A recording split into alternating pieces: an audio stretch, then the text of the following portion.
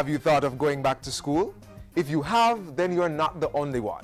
Many people have made that resolution for 2015, whether it's to get a degree or enroll in some other higher level studies. If that's you, then listen up. Today on Jamaica Magazine, we're sharing some very useful information on how to get back into the fray. We'll take a look at online options for tertiary studies. Working in Kingston, living in Buff Bay, I don't have time for a classroom environment, so the online situation was just perfect. Then sit down for a chat with the country's Chief Education Officer, Dr. Grace McLean. Hello, I'm Theodore Henry, and this is Jamaica Magazine.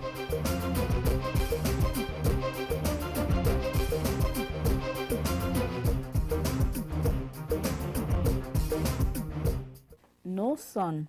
A verb is an action word.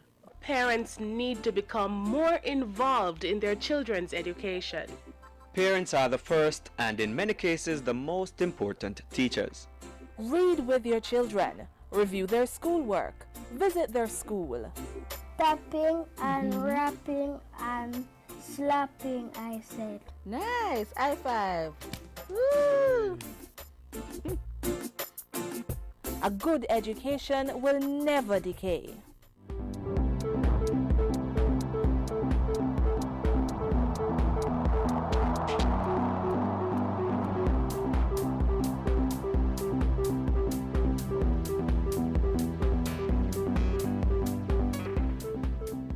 Every child can learn. Every child must learn. The mantra of the Ministry of Education. This is what drives the programs and policies of the ministry, a belief that all our children should be given an opportunity to fulfill their potential. On Issues and Answers this week, Chief Education Officer Dr. Grace McLean talks about what's being done to provide the best education to every student. Thanks for joining us for another edition of Issues and Answers. I'm Ian Boyne. Today we talk about education. There are new guidelines for GSAT, for the SBA. I'm sure you're interested in this information, and we have just the right person to give us the information. The Chief Education Officer, Dr. Grace McLean, is with us, and she'll be answering some of the critical questions that you want to be asked. We thank you for your company. Dr. McLean, good to have you.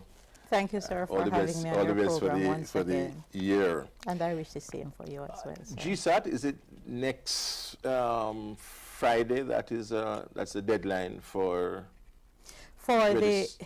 registration. Actually, let me say that the deadline, based on the bulletin that we sent out to our schools in September, was actually December 31. Oh. But we are cognizant of the fact that each year we have students who are registered late or not registered any at all. And so we have extended the deadline to January 16 to appeal to parents and teachers to make sure that they go through their documentation and to ensure that all students who are eligible for sitting GSAT on March 19 and 20 are duly registered. The registration is important because we have to prepare their timetables, we have to get the information in the database, and we have to make sure that all the arrangements are made in terms of centers and preparation of papers to accommodate those students. So the new deadline is now January 16. And parents must take an interest in this. They it's can't very just assume important. That the schools yes. are taking care of that. Yes, and there are cases where we have parents turning up with students on the morning of the examination. Of course, we can't prevent the student from doing the exam, but it simply means that after the student has done the exam, then we now have to ensure that we do the backup processing. And it does create a problem in terms of the system, and it is not also fair to the child because the child would not even have gotten familiar with her registration number in terms of the seating within the examination center.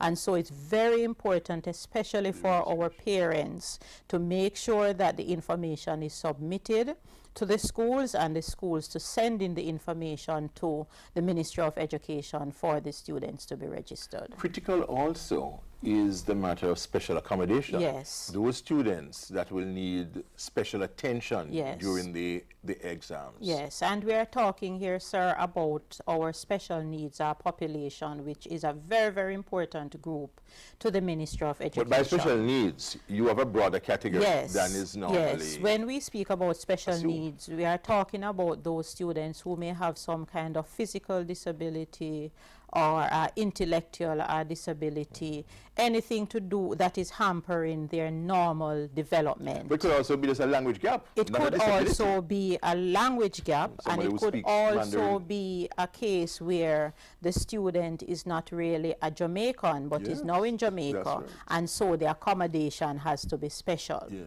Now, for cases where it has to do with the special needs as it is defined fine, in terms generally. of their disabilities, it means that there has to be a psychoeducational assessment that has to be submitted by the parents to the students assessment unit. Oh, the parents for us. get Yes, that the done. parents do that, and there are doctors all around, specialists Who do who the- do that accommodate that report. Psychosocial. Yes, report. psychoeducational Educational assessment, assessment. right?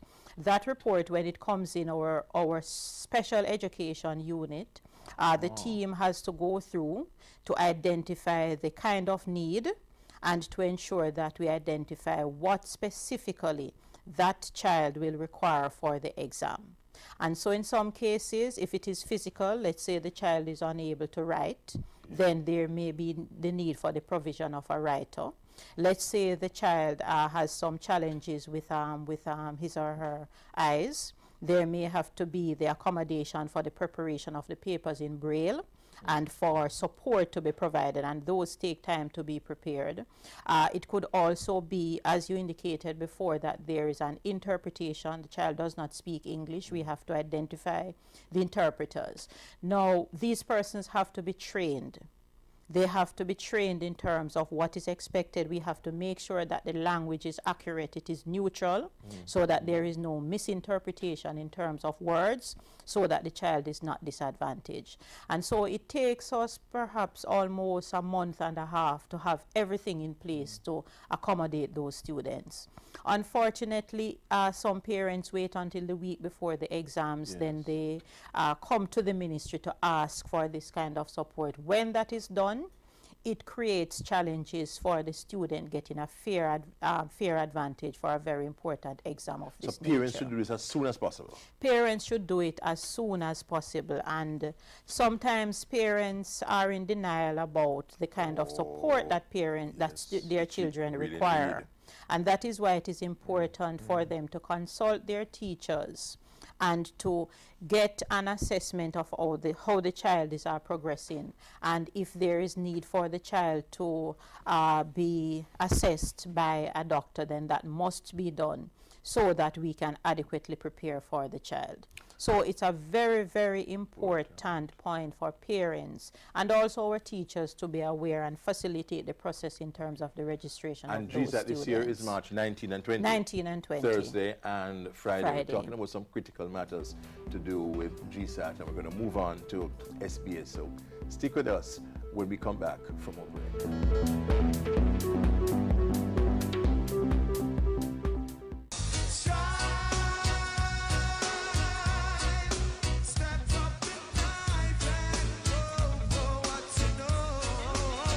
Me at 15, me now run down no baby daddy, me a stay in a school, be married, get my education, so young girls, if you no mess up, get up, brush off, and remember, nourish.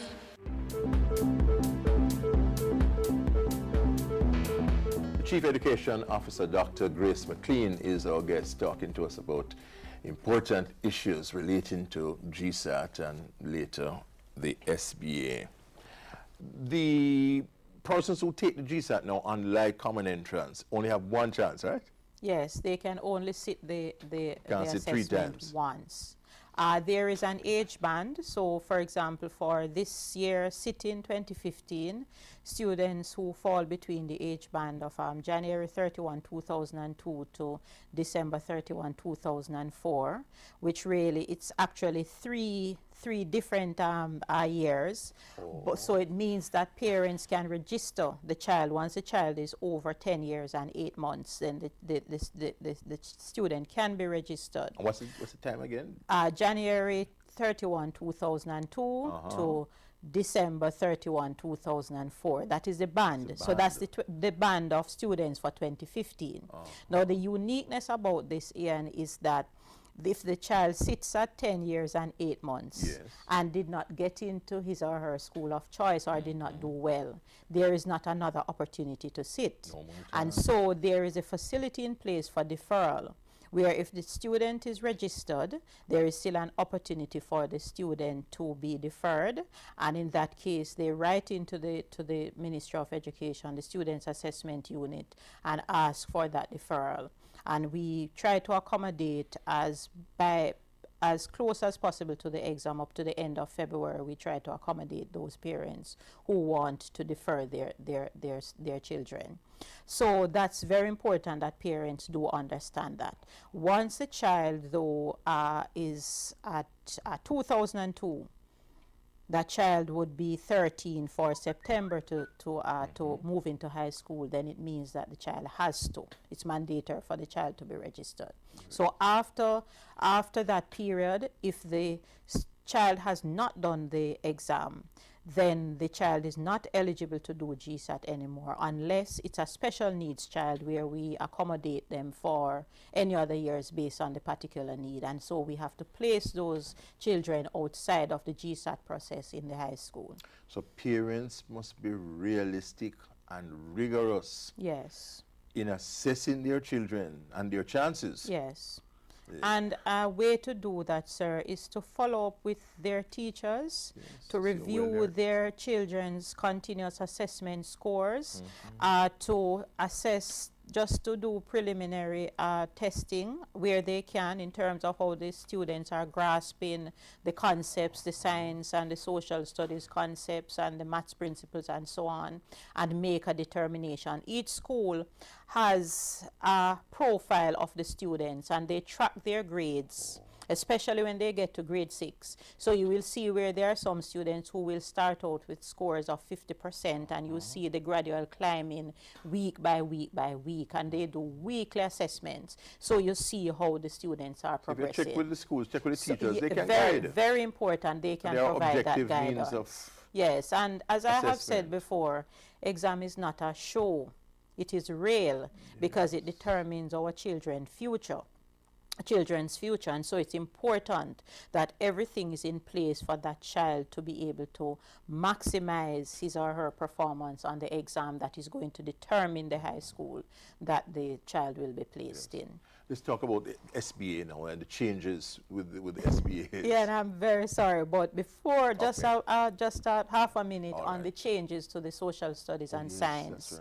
A very important change that we have made for 2015 is that we have reduced the social studies content, and so the exam, the number of questions will now be 60 instead of 80, because we have eliminated about 6 areas from the curriculum itself, from the exam. For science, we have also reduced the content. We have not changed the number of questions, but we have also reduced the content. The information by way of schools bulletin is available on the ministry's website. The information was sent out to the schools from last year, September.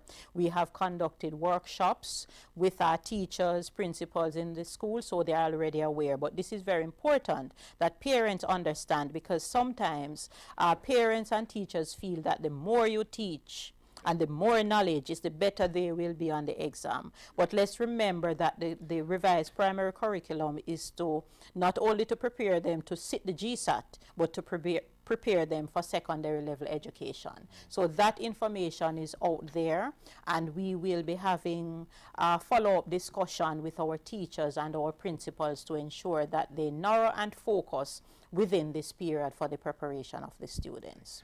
You'd have to come back. You have to come another time for us to talk about the SBA, because that's another issue. And I know that there are some initiatives for January in terms of boosting those students who are weak in literacy Yes, and yes, and in numeracy. numeracy. So Yes. there are a host of things That for us we to have to talk talk about, and we about, will yes, indeed. next time. Chief Education Officer Dr. Grace McLean enlightening us as usual as to what is happening in the education sector, more particularly today about GSAT. Next week, I'll be back. Until then, Ian Bourne wishing you a pleasant day.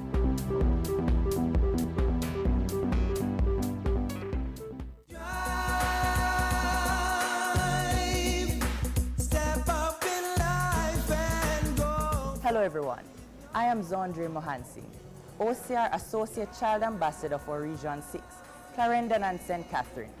As a participant in the OCR's Child Participation Program, it is my role to be the voice of the OCR in advocating for the rights of our nation's children. I am imploring all our youths to exercise their right of participation, especially now in Youth Month. And remember to care and protect, not harm and neglect our nation's children.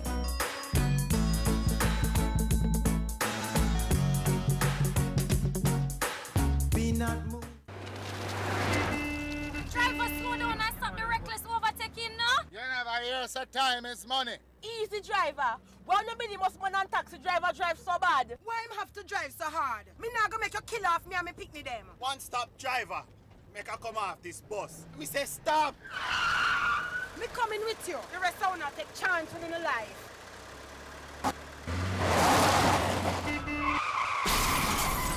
Lord of mercy. That could have been us.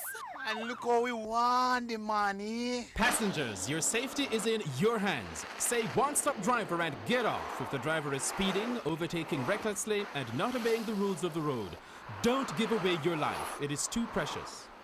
So you've come through the formal education system, left high school with good grades and went straight into the world of work. Or maybe you went on to do a first degree and always planned to go back for a master's.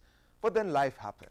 A demanding job, a family, and not enough time to scratch your head, let alone go back to school. Guess what? We may have found a solution to your problem. Ever considered studying online? Learning has long outgrown the traditional classroom with its blackboard and chalk. And as new technologies emerge, access to higher learning has increased, and convenience is the name of the game.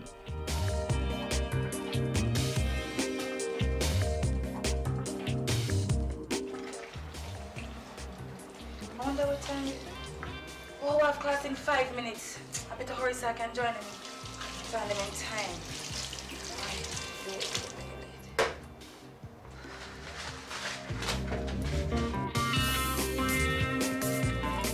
It's a good thing my class is right here at home.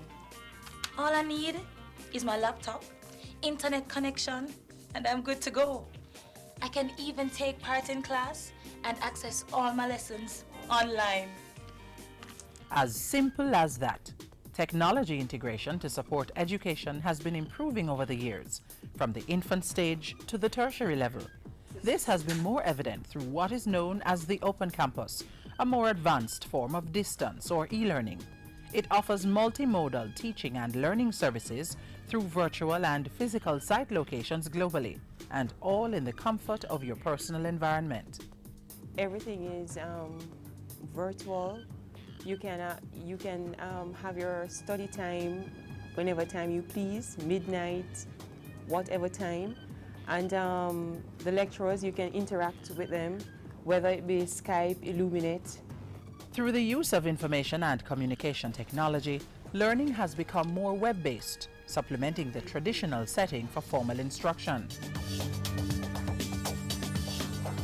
This gives open campuses the capacity to increase networking among campus sites, as well as among students and faculty members within those locations.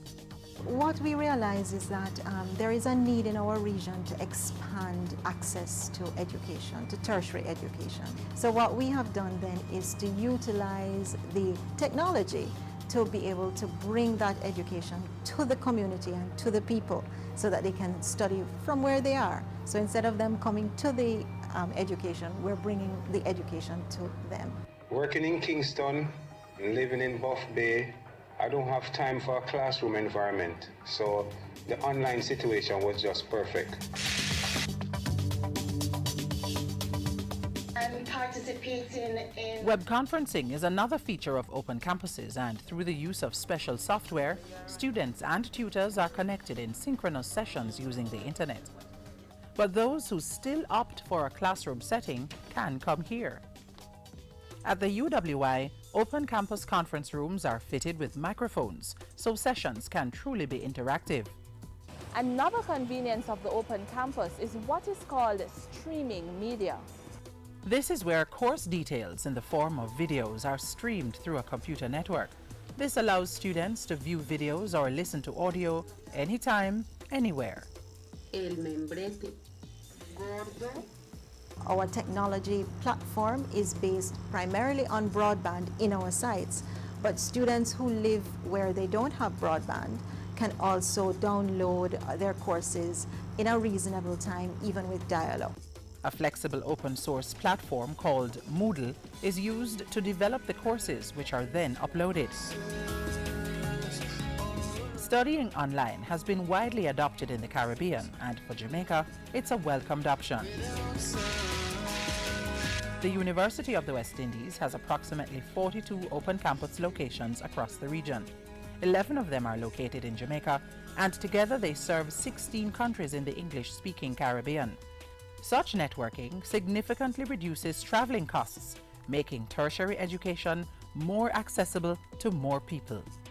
We know, for instance, that the government is pushing access to the internet and access to computers, and this is going to be a great partnership for us to be able to really raise the level of education access in the rural areas and in more remote areas of Jamaica.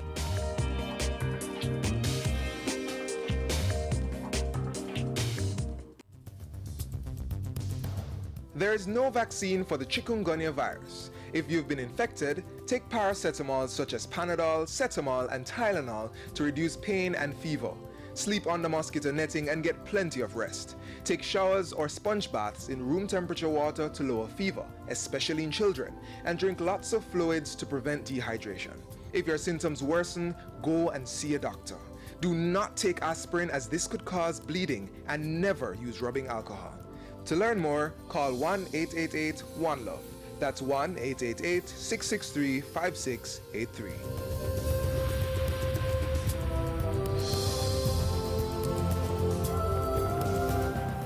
Don't play with fire. We learned that very important lesson as children, but some messages bear repeating, so watch this.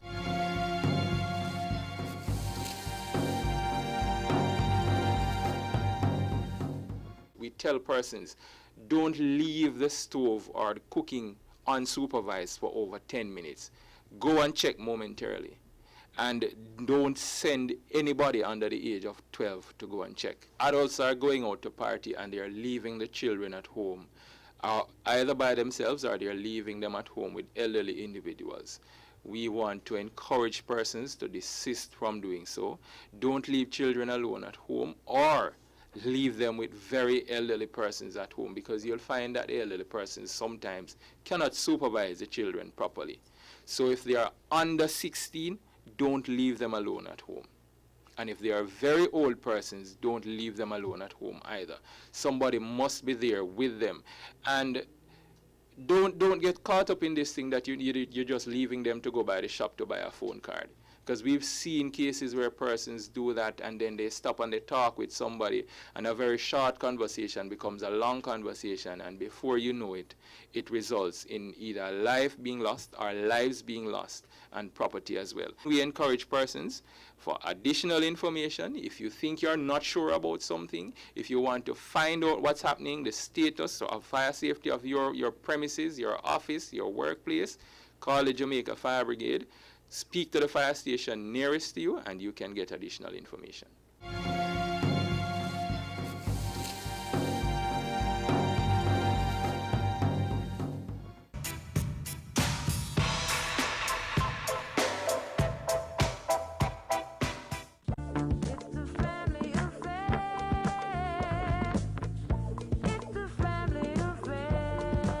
Sunday is a family day.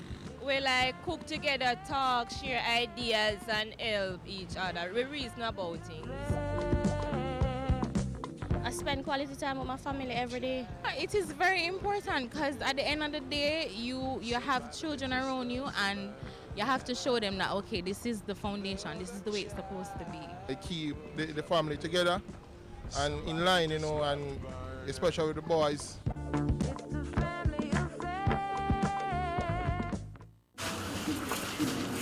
Nicky baby, come here. You understand, so I have to send you guy your auntie so you can go school and turn out better than me.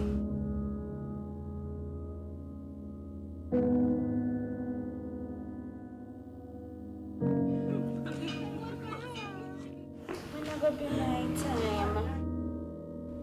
Piggy, come finish your work.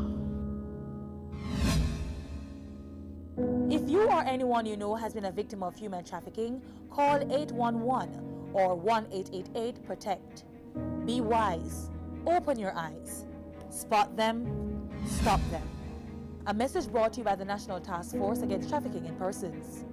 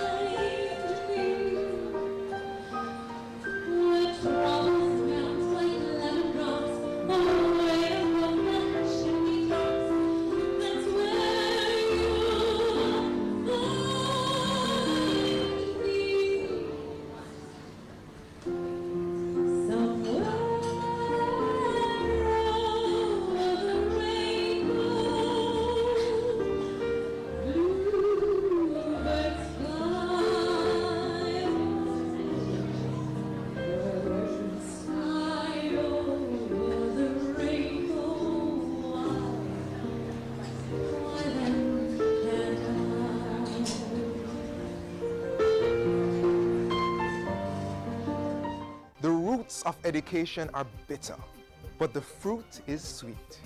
Words of wisdom from philosopher Aristotle. This is where we leave you for today. Our programs are online at jis.gov.jm. You may also watch on our YouTube channel, Watch JIS. Sound off on our social media platforms or send us an email at jamaicamagazine@jis.gov.jm. Jamaica Magazine returns to your television screen tomorrow on this station. I'm Theodore Henry. Thanks for watching.